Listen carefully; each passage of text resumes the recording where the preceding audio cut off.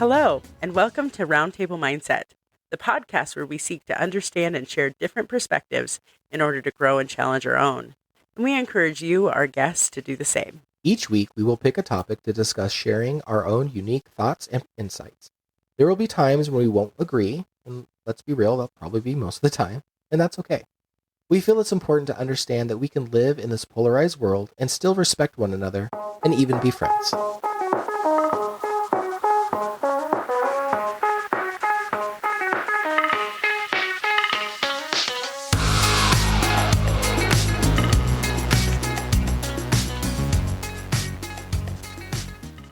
Hello, Jamie, and welcome guests to the roundtable. Hi, so happy to be here with you again today.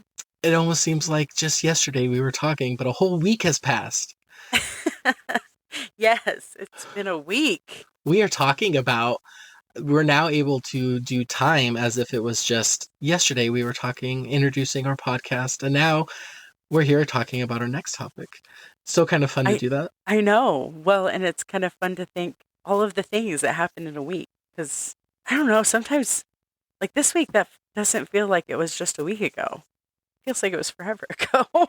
Okay, and so this is why I love this kind of, perspective topic that we have going on here, because I have to say, it literally feels like maybe a day ago we were talking. This whole work week that I just had literally was a blur because of everything that was going on professionally and personally. So it's so funny that we can have different experiences and look at the week differently, but I love it. But no, for me, it's been a blur, an absolute blur. Yes, a very long, like a skid mark on a really long road kind of blur. I don't know. It was a crazy week. It was a crazy week, but I'm excited to be here. I'm loving your skid mark analogy. I'm going to use that. I think that's fantastic. Just imagine the slow motion that happened to make that skid mark happen. Right. You know what I'm saying? The jittering and the grinding and the sound, all of it. That could sum up somebody's week very nicely.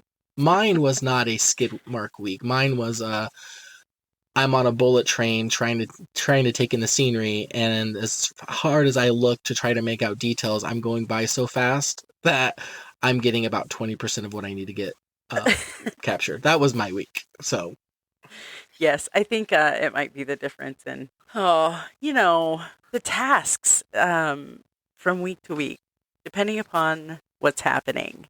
I feel like my nose was just dug into some big projects this week, and I think that might have been the reason I think I got lost in the tasks. So that must have been where I lost the time. But it's been a good week. Well, and I think we both can agree then, it sounds like, that today, our podcast is kind of a time for us to maybe take that slow, like, exhale that we probably didn't get to take during the week and get prepared for the upcoming week. Yes.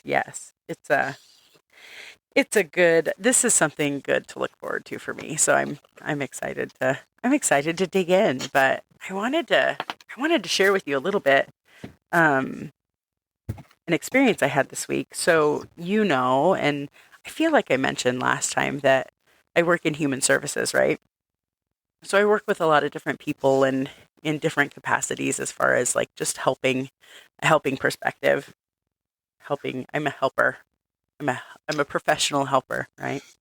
You're I come to your aid and help you through life kind of person, which I love. I try. But I had an occasion this week. I was working with someone, and they were kind of talking about like the work-life balance and what a challenge that can be when you're working in a helping profession. It's so easy to take the challenges that people that you're working with are experiencing and just kind of hide them with you for the week. You know what I mean? And just kind of carry that burden and carry that stress and things like that. And so we were kind of talking about like work-life balance and setting boundaries in that way. And it was interesting because they kept saying like, I have trouble with my boundaries. I have trouble with my boundaries. And I had this moment where it reminded me, I mean, I've been doing this a long time. I've been in human services for like 15 years now. So, sometimes it's hard to remember those lessons that I've learned. Um, but it kind of reminded me about how, like, have you heard of toxic positivity? Have you heard this term before? I think so, but I don't know if I've heard it quite. I don't know if I've heard the exact term, toxic positivity, but I think I'm understanding what it means from that name that I can say yes, but please explain. Well, it's kind of like this idea that, like, it doesn't matter what kind of a crap sandwich that you're eating. You should just be thankful that you have a sandwich, right? Like, you have to find a positive thing about everything. Otherwise, like, the toxic part of it is like this idea that we dismiss this feeling of it being crappy, of it not being a positive thing, and we think about, like, you reshift it to be like, well, it could be worse, or there are people who are dying of diseases, and I'm not, so I need to be thankful for what I have. So I deserve to eat this crap sandwich instead of Right. putting it down and maybe finding something else to eat that's not a crap sandwich. You literally almost just made my point for me. Exactly. Exactly what I'm saying. Like, I had this moment of remembering, like, it's not about, like, I have boundary issues. It's more like, I'm making a decision to protect myself. This isn't I can make choices that help me make things safe and secure and healthy for myself. Um it's like a skill that I need to build, not something that I suck at. Um and it's kind of helped me remember, like, it's the opposite of positive toxic positivity, because I don't want to make it seem like everything's great when it sucks. But it's more like having that positive mindset on something really shifts my motivation about it. You know what I mean? Like, if I keep telling myself that I need to work on this because I'm terrible at it, it's almost like I'm coming from a place of deficit. Whereas if I look at it as a place where I want to learn and grow my skill, it gives me something to strive for. Does that make sense? It does, and I'm not in the human services industry like you are. I'm in IT, and I've been in IT for almost 2 decades now. And um, as you can imagine, I kind of I'm trying to relate that to myself. And what I would say is over the course of the last 5 to 10 years, there's been a shift that I've been trying to inject into my culture, the cultures of the different departments and companies I work for, which I labeled it the power of no. And as you can imagine, when you're talking to your leaders or your supervisors and they tell you, we need you to do things, and you say no, that can be kind of a jarring conversation. So I've learned over the years how to adapt, this style and this mindset. And really what it means is it kind of addresses the whole scenario that you brought up, which is the sandwich that you're trying to eat, that you're trying to choke down, that you're trying to convince yourself that is, I should just be happy that I even have a sandwich when when we all know what's in the sandwich and yet we're trying to just eat it. And so this power of no concept is it's a positive, which, in my line of work, Jamie, I work with a lot of business stakeholders, a lot of IT, a lot of leadership, heads of companies. They all kind of use my output of information to kind of build out their roadmaps and what they're going to be working on and the deadlines they're going to make. So again, I have my work has a direct line into many different areas and many different facets of the company. And so when I bring this power of no, it's not to just be defiant, it's to reshape people's perspective of the work that I'm doing and what's in the realm of possible. And many times when I have 15 people wanting my time, 15 people wanting my team's time, and they want 15 different things in 15 different time frames, the only answer that can come is no. And I'm trying to shape people's mind to understand that that is a good thing, because now we're not setting up false expectations. Now we're not giving you false timelines. Now we're not even giving you a false sense of, oh, this probably will get done. But what I've learned is that it's not the no, it's bringing why. The why with that is very important. So now, if somebody serves me up one of those sandwiches, I now have the skill set to say, no, we're not going to eat this sandwich, and here's why. And this is why you need to know that this is not a good idea. Um, and so I don't know if I'm making any sense, but when I was hearing your analogy and your conversation, that's exactly where I went to, which a lot of times people see that as a negative and telling them no, or you can't get something done, or no, I'm not gonna accept that this sandwich is going to be something I'm going to eat just because I should be thankful there's a sandwich. There has to be a better alternative. So I don't want to sit here and ramble for you, but does my analogy make sense to kind of relate to what you're bringing up?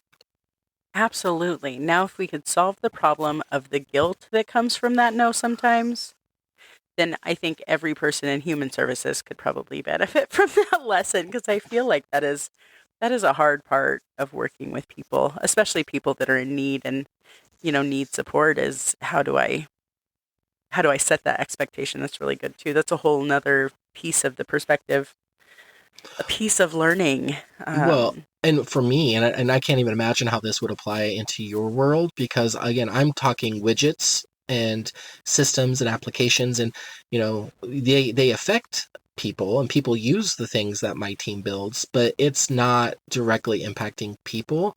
So it's a lot easier for me to prioritize these things. But I can't imagine in your line of work, when you're in human services and people need your assistance, how do you at first I wanted to kind of challenge your guilt that you just said, Jamie, but taking a second and kind of putting on the lens of what I know that you do through human services, I can see where you would feel a little guilty, because where I'm prioritizing widgets and things, you would have to be prioritizing helping people that are in need of change for whatever reason, and they're looking for help now, and you have to come along and tell them, no, now's not the right time. That would be a very hard conversation.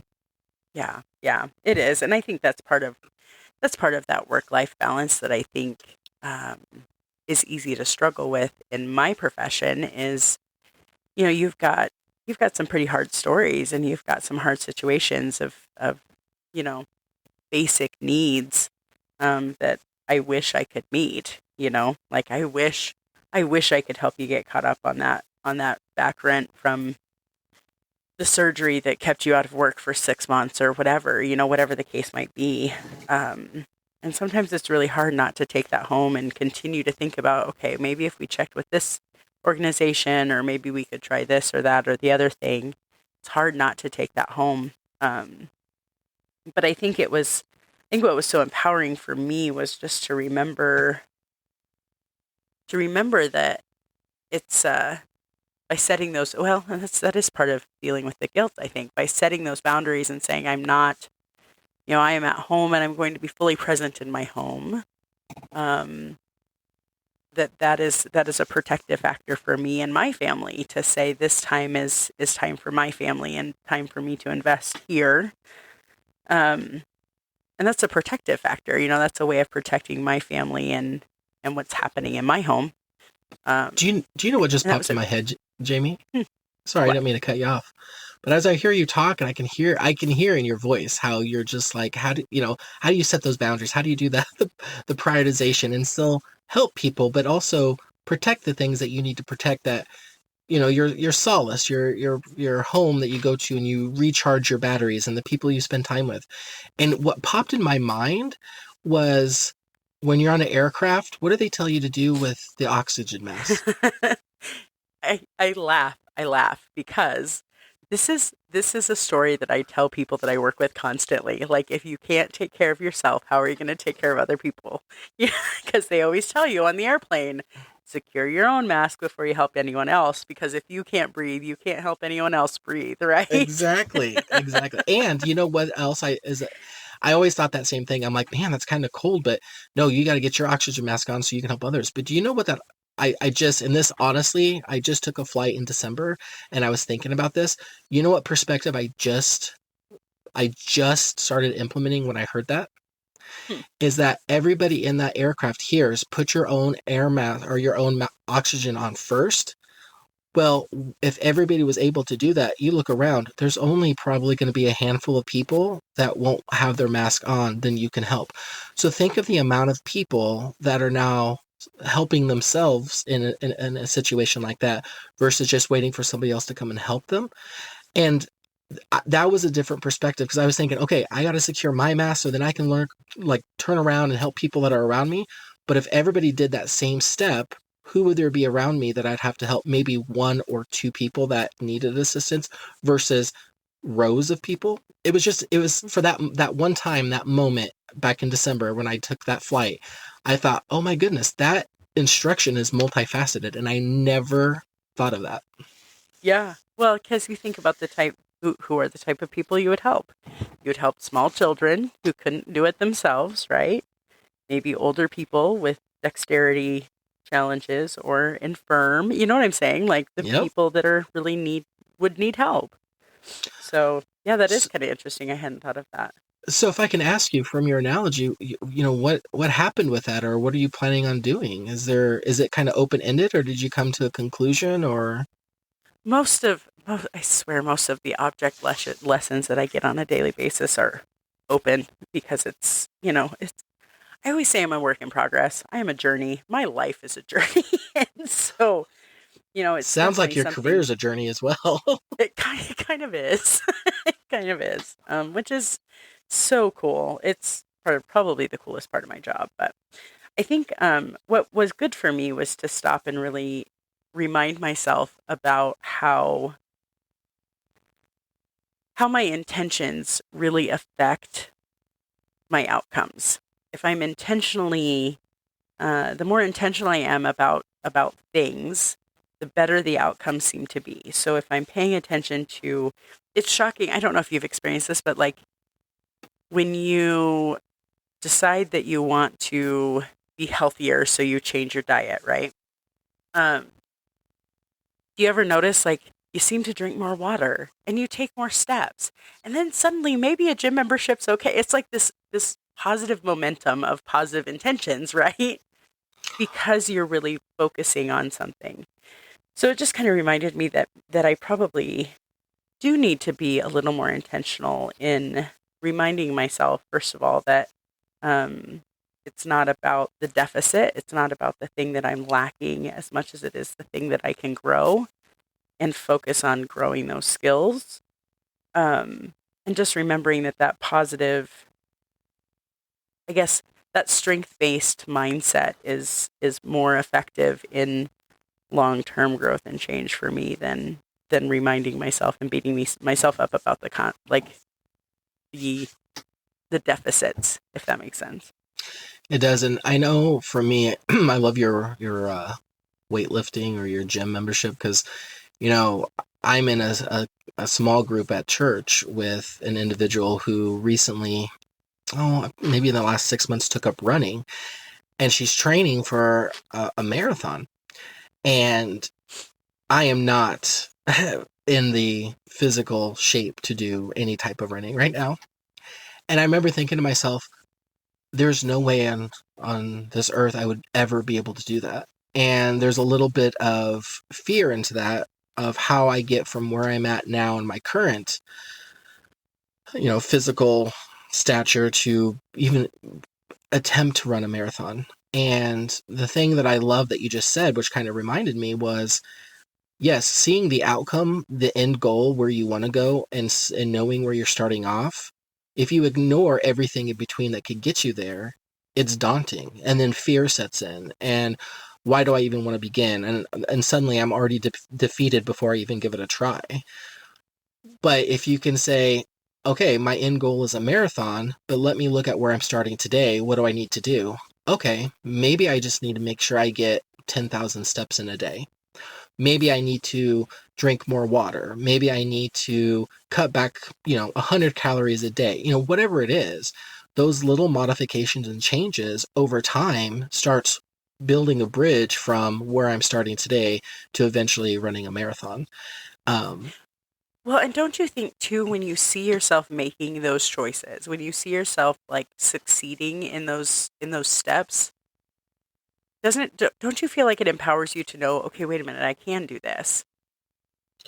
Oh, it definitely starts chipping away at that voice that when you begin your first step, your first activity, thinking I'm never going to be able to run a marathon, to suddenly you look back a month and you're like, wow, I'm now averaging 20,000 steps a day, or wow, I'm now down, eating 1,600 calories a day versus 2,000. And then you start noticing your clothes are fitting a little slimmer, or you have more energy, or you can breathe easier, or suddenly I went up the flight of stairs to get a load of laundry and I'm not winded as much as I used to be. Like, once you start experiencing those things, I think it absolutely builds your confidence, and it starts eroding that fear around, well, I could never do that, to suddenly you start thinking, I'm I'm doing this. And yeah, you still haven't ran your marathon yet, but you are, those wins, those activities that you're doing is almost giving you fuel to say, but now that's becoming more possible. Yes. And I think that is, I think that's the object lesson for me this week is that, to remember this is something that I know. It's something that I've experienced. It's something that I've learned in the past, but it's something that I often forget, I think. And just to remind myself that, when I make those positive steps, it empowers me to make more positive steps and, to really be intentional about making those things happen rather than just looking back and being like, oh yeah, you know what I mean? Intentionally make those steps forward and make some shifts in what I'm doing and how I'm viewing things, I guess. So I love it. yeah, And if I can just challenge that just one more little notch, is sometimes what's perceived as a negative, you say positive interactions, but sometimes the negatives have a positive effect. So sometimes when you say, no, I can't do X, Y, and Z, it's because you're trying to either stay the course or you're trying to reinforce some of those things that you're doing to achieve your goals. It's a very, it's almost sounds counterintuitive, and almost like you're talking out of both sides of your face. But I think the positive steps are great. But I wouldn't forget that there are some steps we can take that might have a negative connotation to them that can still have a positive effect on us. Like we were talking about earlier, setting those boundaries, even though there's a little guilt involved. Um, but that could also give you your momentum that you need to keep taking those positive steps. straight facts, man. That's exactly where I'm at. So yeah, Well, I love this that you brought this to us, and I'm glad we talked about it. But if you don't mind, I kind of want to talk about another topic, one that was in my mind. I know some of our guests that are listening to us, our brainstorming sessions over the last couple months, we kind of brought a litany of different topics together. But one that I want to bring up that I think would be kind of fun, Jamie, is do you want to talk about birth order and how that might impact people's perspectives or how they might see the world? I think this might be a really fun topic, just given the fact that you and I are on opposite ends of a birth order. Oh, okay. So I 100% agree. And another thing that I was thinking about as I was just getting ready to kind of log on today and for us to get on the call was I'm thinking, okay, I have one perspective I can give. I was the youngest in the family. And again, knowing where you rate, I was like, okay, so Jamie and I are going to have those perspectives. And then I stopped for a second. I have 3 children. I have raised the oldest, the middle, and the youngest. And I now Oh, have a different perspective around maybe the environment that I help create. How did that impact their personalities and how are they seeing the world? Not only do I get to talk about how the environment that I lived through, that I grew up through, and how it impacted me personally and my perspective. So I get that perspective now, which I think is super fantastic and very interesting because now as I'm cutting back the layers of that onion, there's a lot of depth to that I just glossed over because I never sat back and thought about it. it's so funny that you say that because I was thinking about it too. And I think I have often looked at the ways that birth order, this idea that birth order um, plays a role in developing our personality. I've always looked at it from a me perspective. um, and how it affected me and how I see the world because of that. I don't know that I really thought about it. I don't know that I thought about how we as parents influence that as much as, like, it's almost like I had this idea that it was just how it was. Like, the firstborn child automatically blah. The middleborn child automatically blah. Um, but I think in thinking about it, it's uh I don't know, I guess it's just really interesting to think about how we as parents can shape that, and um how it may not necessarily just be firstborn children as much as it is the environment surrounding a firstborn child. You know what I mean? I absolutely do. And there's so much in there. So when I first heard the concept of birth order and personality and how people see the world because of the order they were born in, the slant that was given to me, I first heard about it when I was in college. And this has been 20 years A ago. minute. Yeah, It's been a minute. it's been a minute. It's about 20 years ago. And I'm sure since then, the study of birth order has changed tremendously. But I remember just what you said. It was all about me and how I like my personality traits and how they were so tied to the birth order of my family. Well, they didn't fit so snug for me because, as you know, Jamie, but I know our guests don't. My brothers and sisters, there's almost a decade between my sister, who is the oldest, and 6 years that are between my brother, who's the middle, and then I'm the youngest. And so it was so funny because in a lot of ways, I learned that the eldest is supposed to be the most responsible one. They're supposed to be the more straight laced. They are dependable, reliable, help take on other, you know, they're the leader of the kids. They have leadership tendencies, all of these things. And when I was applying it to my family, some of my sister, some of those traits my sister had, but so did I. And then you hear about the middle child and how they're the peacekeeper and they kind of go with the flow and they don't like to rock the boat. And apply that to my brother, and it's like, yeah, I could see those qualities, but I could also see those same qualities in me.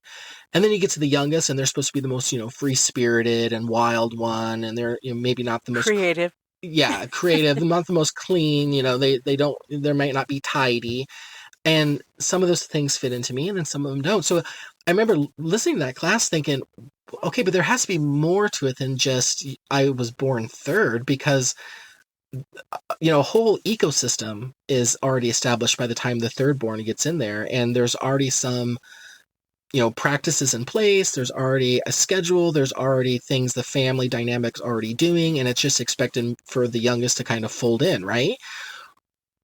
And so I didn't have it at the time, but now as a parent, I look back and we created that ecosystem, my wife and I did. And then when our firstborn came along, that environment started shifting. We had to almost build it with her because we had no children before that. So even in that regard, my perspective is being shifted. My mindset is being shifted because, like you were saying, when I was in college, it was all about me. That was the only lens I had to look through this. But now as a parent, I can see the other side of it, and there's a different story there. Well, and I'm looking at this so I'm the oldest child in my family. And I think for the most part, I probably really do kind of check most of the boxes of the typical thought of an oldest child, right? I was kind of bossy as a kid. I turned it into leadership skills as an adult. This is a story I'm sticking with. Um, It's a good story, Jenny. It's a good story. but then now, and I've thought of this before with my own kiddos. But as an adoptive parent who I adopted middle a middle child who was also kind of the oldest, and then an only child, um, who often, I think, according to the books, often takes on a lot of the characteristics of a firstborn, right? Um, and how that has played out in in the relationship between my kids and the growth of their personality has been really interesting to watch because they're the same age, but um, they're both oldest or only. You know what I mean? It's just been interesting to think about that, um, and how I didn't have as much say in how that developed early on, if that makes sense. Because I adopted them later in life, like they were a little bit older when I got them in my home. So I don't know. Some of it, I do think some of it is nurture. A lot of it is nurture. A lot of it is the environment that we create as parents. But I think some of it really can be um, what's naturally in a kiddo too. Well, absolutely agree with that statement. And, honestly, I'm sitting here with my jaw open. You can't see me, Jamie, or anybody else, but I'm thinking when I was preparing for this conversation in my mind, I was like, oh, Jamie has adopted kids. And so that's, how they fit in there. I never took a step back even from that to say, your kids that you adopted were already part of a birth order of another family. And when they came over into your family, did that birth order shift for either or both of them? And then has those traits, were they already established? Have you seen some of Mhm. them change over the years? Like, that is an incredible perspective that you have, that you would be able to firsthand see, your kiddos as you adopted them, and then how they grew up into the incredible young adults they are today. What a beautiful opportunity that you had. Yeah, it's been pretty. Uh, it hasn't always been beautiful. I'll be super honest. Just Raising given the. raising kids never is. Well, I do. I look back when, especially when they were a lot younger, and those power struggles that we had, the constant. There was lots of arguing and lots of, like who should be in charge and stuff like that, and I wonder if some of that came from that dynamic, that idea that you know, um, one being an only and the other being the oldest, that there's some confusion as to who should be who should be the one responsible and who should be the one taking charge and things like that. And so it wasn't without its challenges. I also learned something really fascinating. There are some adoption agencies that will not allow families to adopt children out of the birth order. So Really? let's say they have let's say they have a 7-year-old kiddo in their home already. That adoption agency would not allow the family to adopt a 9-year-old because it would mess up the birth order. So So that there's some strict rules around that for some families that are looking to adopt. But Well, if I take a step back and I think about it, if I was the oldest in the family and I was the one that, was kind of helping my younger siblings navigate the home life, and suddenly I was going into a family dynamic where now there's an older sibling or older child there that was performing, I could see, first of all, confusion. Second of mhm, all, the challenging that would happen, because both of those kids would be comfortable and used to making some of those decisions or kind of leading the way. And so I could see that transition becoming harder. I never would have thought that would have been a condition in an adoption that some agencies would look at to say, oh, we need to make sure they stay in the same birth order. But that is a very interesting concept. I yeah. never thought of that. Well, and I don't know that I agree with it. I think it depends on the family and it depends on the kiddos in the family and the kids coming into that situation. But I just thought that was really interesting that, you know, I don't know.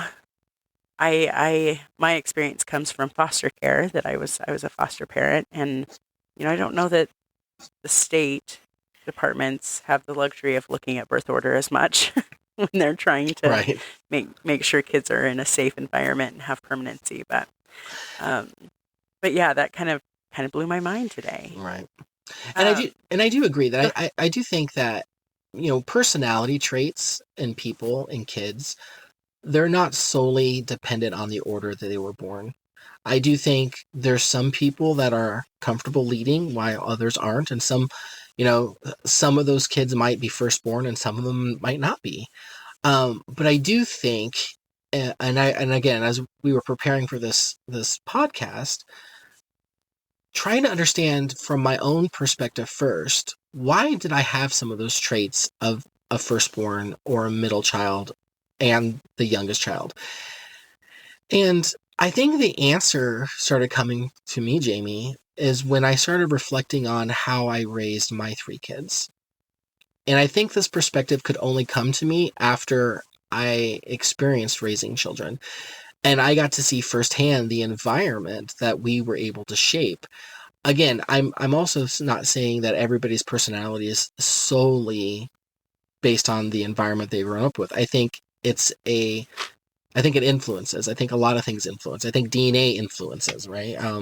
Gender influences. I mean, there's so many things that go into a complex person's personality that I don't want to just, water this down to the order that you were born in. But for the purpose of our conversations, I think the environment that you shape around your family has a huge part of how, kids are expected to behave, and those expectations that we throw upon the kids in the order in which they were born. And I'll give you a quick example is I can't tell you how many times, we want the kids to clean up, and my oldest daughter, my oldest child, she has a list of things to do, and especially when they were younger, her list was a little bit longer. Well, and she'd always ask, why is my list longer? Because you're older and you should be able to do more than your younger siblings. So right away, we were putting an expectation on our oldest child to say, you can handle more than the other ones. And without even thinking about it, we were setting the expectations to say, because you're older, because you're maybe stronger, maybe because you've been around, you understand the routine, you can handle more, so you should be doing more. And I just think that's one element to kind of tear down or understand how these firstborns, why are they natural leaders? How are they able to take on tasks and organize things and get a tremendous amount of stuff done? I keep going back to that is because the expectation, at least in my family's dynamic, was that they were able to do that. So then they started doing it. They adapted. It's really interesting because I was thinking about you and your family specifically, since I've known you way longer than I didn't know you. I think you do kind of buck that youngest child idea, the third in a group. Um, your parents definitely equipped you to be self-sufficient and to be independent and to think for yourself. And it's I there's this guy on TikTok, because TikTok makes me relevant. I'm going to share this. Um, there's this guy on TikTok that does this whole like oldest, middle, youngest child thing, and um, it always kind of makes me laugh because the oldest is very type A. He always portrays that person as very organized and duty bound and things like that. And the middle child is kind of this party animal vibe. This um, every time he has to make sure he has snacks and he's wearing crazy clothes and stuff. And then the youngest child he depicts as a kid with a coffee mug, who has to have his meat cut up for him and things like that. And that's not how you were raised, even when we were younger. You know what I mean? That's not who your parents built the environment to be around you. And so, um, in my family, I don't know that it was intentional, but there was 5 years between my brother and I think that made a difference too. Like when kids are closer together, there's less um, there's less likelihood that the oldest is going to take responsibilities that are big for young ones. Does that make sense? So like Yep. I say, does that make sense a lot? I apologize. I'm working on it. Because my brother was born 5 years younger than me, I was old enough to feed him a bottle. I was old enough to learn how to change diapers with support. You know what I mean? Like I took on a lot of responsibility. I was excited to take on a lot of responsibility for caring for this little baby that came into my house. So that kind of automatically set me up for a mini mom role, right? Because I was excited for it and wanted that. Um, so I think that that dynamic is it's interesting to think about. It's interesting to look at. I don't know that I ever felt like my parents put that on me, but I definitely wanted that when I was that age and so excited for this baby to come home and to meet and be the big sister and all of those things that come with that. So Yeah, and I think for sure, the positive reinforcement that we get in these environments when we play out our role is also a huge factor. And looking at the way we raise our kids, going back to my family for a second, my daughter, who's 6 years older than my youngest, she's physically capable to do more than my youngest. So in their minds, my daughter has 3 things on her chore list. My youngest son has 1. That's not the same. That's not fair. And what I can't get them to see is that it's all relative. So when my youngest gets older, the expectations stay the same. And, I very much appreciate and love the fact that you recognize how my parents raised, because again, if you ask me, I think they did a bang up job and they did equip me with a lot of great skills. But one of the things that I always knew growing up is that all of us kids were expected to do the exact same. We were supposed to pull our own weight and we were supposed to help around the house. The only thing that changed, and I didn't realize this until I had my own kids, is you also have to play into it what the kids are capable of doing at that time. So my son, my middle child, who is very much bigger than his actual age, he's been helping mow the lawn for a couple years now because he's strong enough, tall enough, and capable of moving the mower around. My youngest son has yet to do that because he is not as big, he is not as strong, he's not as tall. Doesn't make him less of a person. It just, in that situation, it's not safe for him yet to try to go out and mow the lawn. So in that case, you would look at it, and my kids do look at it and say, well, the youngest one doesn't have to mow. Why do I have to mow? And now there's a little bit of resentment that we have to deal with. And it's not the fact that the youngest one doesn't have to do it. We don't love the youngest one more. We don't expect the same things out of the youngest one.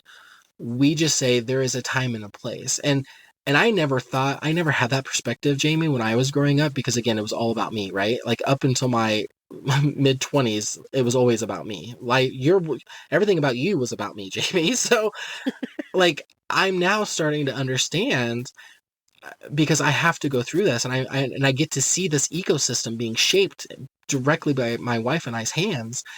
And there's a lot of things that go into that, spoken and unspoken, that affect the expectations we place on all of our children, which I think can indirectly go into the birth order because somebody gets born before another person, they tend to grow up faster, they mature a little faster up until the point where they all start leveling out. Sometimes 2 years, 3 years is such a big just discrepancy that the expectations might have to be at that point in time different. Whereas a parent, you can step back and say, yes, it's going to level out, and I still expect the same from each of my kids. It's just the act that they have to do might be different because of where we're at. And as a kid, that was something I wasn't able to see. I was only able to see the things that I was supposed to do and the things my brother and sister were supposed to do. it's interesting that you say that because you're kind of blowing the lid off of like core memories that I have, um, and making me look at it in a different way. Like, I remember it's funny you said something about like the chore list and how, the oldest gets more and the youngest gets one and all of this. And I remember when I was younger, I used to, and I still, even like a year ago, I probably would have told this story, but I remember when mom would leave for the day, I would have this list of chores. We both would. Ben and my brother and I both would have one. I remember helping you with yours a couple times. Right, right. Well, because I was definitely one that needed. I needed. I needed an emotional support friend to just be there as I did my chores. Um, but every single time, I swear, every time, anything that my brother had to do, like my chores were dependent on his getting done. So, for instance, brother picks up the floor, I vacuum the floor. Well, I can't really vacuum the floor until the floor is picked up, right? So I was always super frustrated because if my little brother, God bless him, in all of his youngness, and I'm not even bitter at him anymore because he was really little, but if he decided he didn't want to do his chores, then I was hosed because I couldn't do mine unless his were done. But to think about it differently and look at it as like he it wasn't my mom setting me up for failure. It was a matter of, ability and uh yeah, it's really thank you for that because it really does make me stop and think about things in a different way. Well, and as a parent, I think of what your example, how smart of your parents. Like, not only were they able to get the floor picked up and vacuumed, but now they have a check and balance in place, right? Because as the oldest child, you know the consequences if you don't get your chores done might be a little bit more severe than if your brother, who's 5 years younger, cute as a button, it doesn't get his stuff done. They're going to come to you as the oldest. Why isn't the floor vacuumed? Why didn't you make sure, Jamie, that he got his chore done so you could do yours? So how smart of parents to be able to do that. But at the same time, what even your example shows me is the expectation was you were there to make sure you were in charge of your brother getting his chores done. And as a firstborn, that's leadership quality, right? So I mean, it's so multifaceted. And again, I don't have a psychology degree or anything. I just have life lessons that I try to reflect off of.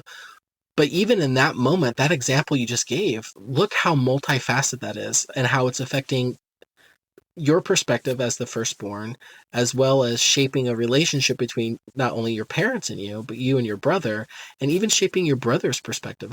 Because I know there's probably times he knew that if I procrastinate long enough, my sister will either help me or just do it herself because she doesn't want to get in trouble. Like, it's also fascinating to stop and think about and how it all interconnects.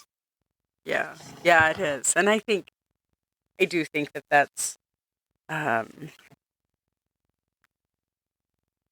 what's so fascinating about it to me is how that perspective now has affected the way that I see and interact with the world in general. You know what I mean? Like, it's easy to look back and see how being the firstborn or the environment that created for me, the relationship that I have with the other members of my family in relation to my birth order.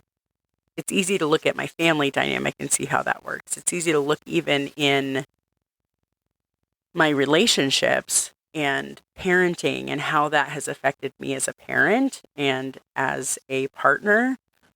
But what I think is even more interesting and telling is how now I relate to and interact with the world outside of those close relationships. Um, so, like I mentioned at the beginning, I work in a helping profession. I am a professional helper, and how much of that comes from this duty I felt young to care for others, to care for my brother, and to, um, help guide and lead and things like that. Um, it's interesting to think about how I still am the oldest sibling, even in my work. You know what I mean? Yeah. As much as I can say as a birth order being the youngest, again, age had a lot of things. All of us were expected to do the same amount. From my lens, though, while I was growing up, I couldn't recognize that. I will say it did feel like I had less responsibility than my older brothers and sisters, and there was some resentment that got built up. And I think I feel like I had it a little bit easier, and my parents didn't come down on me quite as hard. In actuality, parents age, they get tired. They've learned, right? So my oldest always calls herself the guinea pig child. And in a lot of ways, she's right, because that ecosystem that's being created, a lot of it's trial and balance, trial and error. Like, you don't know what's going to work. And if you try something and it doesn't and you pivot, well, a lot of that comes down to how you raise your first child. And, I think I mentioned this before, but we were book parents, my wife and I were, when we got married and decided to have kids. We looked at the books and we read up as much as we can, and we quickly understood that all those books, although they have the best of intentions and they speak to, the author's experiences, they do not always align exactly with how your child is going to act and how you are going to raise them. And so for me, growing up, I felt that third child, a little bit lax here and there, had a little bit more freedom than my brothers and sisters did, which I enjoyed. But as a parent, I look back on that, and that's because they learned. They were probably overprotective with my sister because I was their first child, and they didn't understand, certain things or wanted to keep her safe or being overprotected or whatever. Their economic situation changed. When my parents were young and started having kids, they didn't have a lot of extra money. By the time I came around and was growing up, suddenly they had, more disposable income. So I say that's just to say there's so many different factors that go into that. That birth order itself, yes, it's. I mean, there's traits there. We've already touched on them, but I think the older I get and the more I look at how my kids are raising and how I was raised, I do think environment plays a huge factor into those qualities that I think are traditionally just I don't want to say boiled down into birth order. Um, and I think that's all of this conversation and all of my reflection and all of the things that I've done to get ready for this and reading some articles. I think the classification of first, middle, and youngest is great. And yes, there's traits there, but I think it's just a very simplistic way of boiling down all those factors that we've talked about into how kids in those orders typically act and respond and perform in life. Mhm. Well, and I don't want to monopolize the atypical family, but but I do, just given how I chose to structure my family or bring my family together through adoption, and then, you know, you add this layer. I was 5 years old when my brother was born. When my sister was born, I was 25 years old. So something that's been really fascinating for me as an adult parenting kids that are the exact same age as my youngest sister.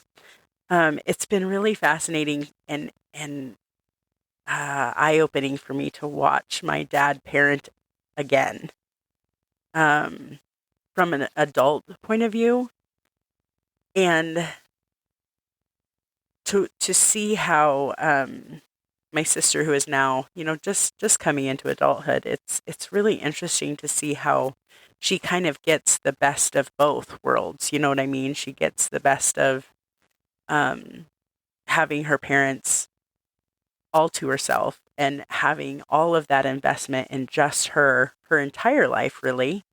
Um, and then also the experience that my dad had as a parent already, um, knowing that it, it's his third time around, not his first. You know what I mean? It's just really interesting to see how that has shaped her as a person, and how independent she is, and but she's also it was funny reading those articles because she is the most creative. I sometimes wonder where the art skills came from, because it certainly wasn't from, like, the paternal side of the family. We're creative people, but this girl can draw and do art like nobody's business. And I don't know that that's on her mom's side either. It's kind of an interesting thing, but um, such a cool thing to just pause and look at. It is. And again, you've also rattled me again because I was not even thinking about your younger sister and how that all plays in. So you really had a unique way of kind of seeing firsthand how your dad was able to parent. And I'm curious. I'm going to ask if you don't mind sharing. Can you see some of those? Because I still, even as an adult, I still question some of the things that my parents decided to do when I was growing up. Some of them I still don't understand. Some of them I do because I have kids myself, and I'm like, oh, that makes perfect sense. But I wasn't, as an adult, able to watch my parents raise another child, and you were. So I'm going to ask you, Jamie, do you feel like you understand how you were raised by your dad a little bit better now, seeing him raise another child? Or do you think because of him, raising two kids to adults, time has passed? I'd like to believe we all get a little bit older and wiser. Do you think he's changed the way he raised your younger sister? I think there's moments that my brother and I will be around the table with my whole family, and him and I can just kind of look at each other and be like, ah, there is classic dad. You know what I mean? Like there's definitely those moments where we see those same traits and things that just makes us think, ah, that's my dad. That's my dad. But and I don't know that I would be able to see this if it wasn't for the space that I'm in life right now. But when I was born, I think my dad was 20 or 21. And I can't imagine, I don't know how old you were when your oldest was born, but I can't imagine parenting at 20 or 21, even now. Like, Yeah, we were 26, about to turn 27. okay, thank you. I was thinking you were older. You were a little bit older as well. I think I was 25 when my children were born. And then they came to my home when they were 3. But I just can't imagine parenting at 20 or 21. And the amount of growth and change and learning that I did between the ages of 20 and 25 or 26 is mind blowing to me. And then I look back and I think, oh my gosh, even at 35, there were some major revelations that I experienced that I don't know. It just amazes me that my dad did an incredible job. My mom was, I think she was 20, 19 or 20 when I was born. I can't believe how amazing they did being so young. um, so I think looking at my dad and parenting my little sister, I know that if I were to have a baby today, I would be a whole different parent than I was when I was 30 or 28 or whatever. You know what I mean?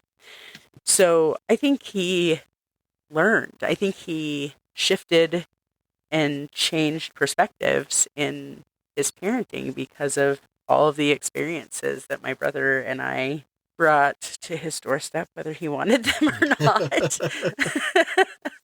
So, I think my dad is a lifelong learner, and he was a good student and adjusted based on what he experienced before. And it's been kind of cool because, some of those basic philosophies, I think, have definitely shifted. And my sister got a whole different experience in a lot of ways, but still had the benefit of the fiber of who my dad is, which I don't know. I think my dad's pretty cool. So I would agree. I love your dad. I think your dad is awesome. I think I haven't had a chance to speak to him for many years at this point, but I always have a special place for your dad and your mom because they were like second parents to me. So I would say that your dad, yes, probably learned a lot.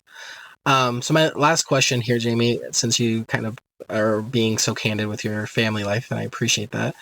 From your family nucleus, so that would be you, your brother, and your younger sister.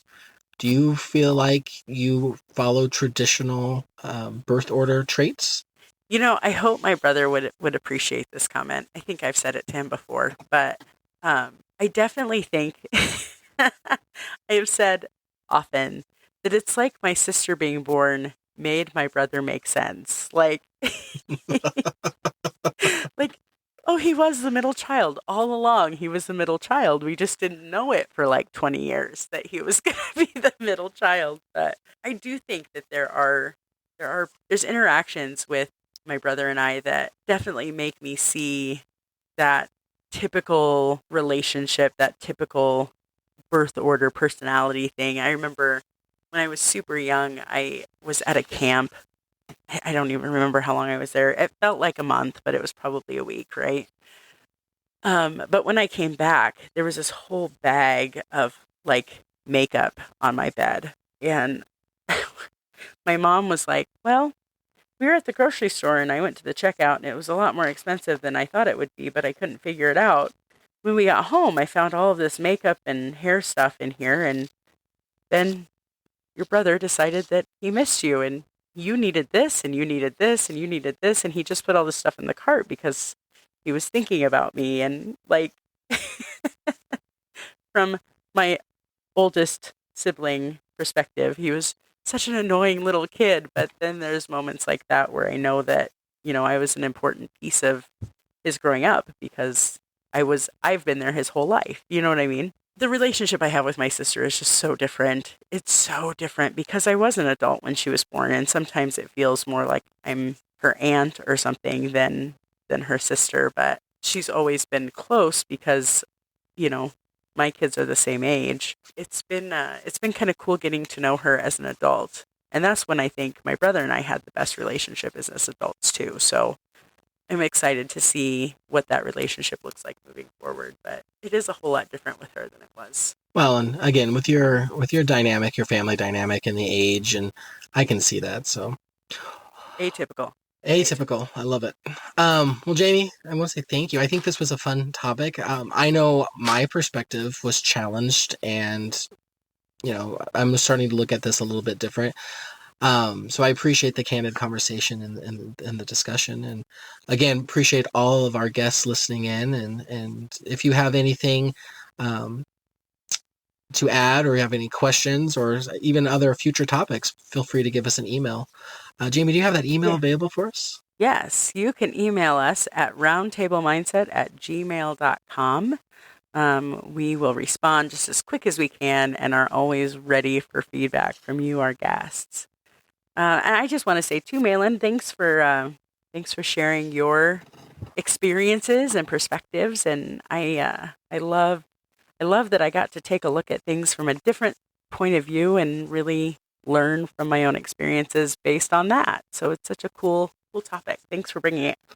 No, no, absolutely agree, and I love these lenses that we get to momentarily look through and challenge ourselves and see and discover new things. And again, I know we mentioned this before, but I look forward to us bringing on future guests where they're sitting in situations or going through things where they have firsthand experience and they can help share those lenses with us so we can maybe ask some questions or gain some of that experience without having to go through some of the pain. Because I do think that's a big part of us challenging our perspectives and in each other's and looking through those lenses is we get the benefit of learning and growing without maybe necessarily having to go through all the pain. And to me, that's one of the main benefits of doing all this is, first of all, getting exposed, and second of all, maybe learning something without having to go through the pain firsthand. So always a couple good things to do when you're trying to stretch your perspective and grow maybe some new skills. So Yes, growth is good. yes, growth is good. That's going to be the mantra going to the next week. I'm going to look for opportunities to grow myself and stretch myself a little bit. So Growth is good. Could that be our first merch? it might very well be. It's okay to grow. It's okay. All right. Especially when it's organic. Organic Oh, growth is good. that's a whole nother topic. Okay. Well, thank you, Jamie. Thank you, everybody. Thank our guest. We will see you next week on the Roundtable Mindset. All right. Bye-bye.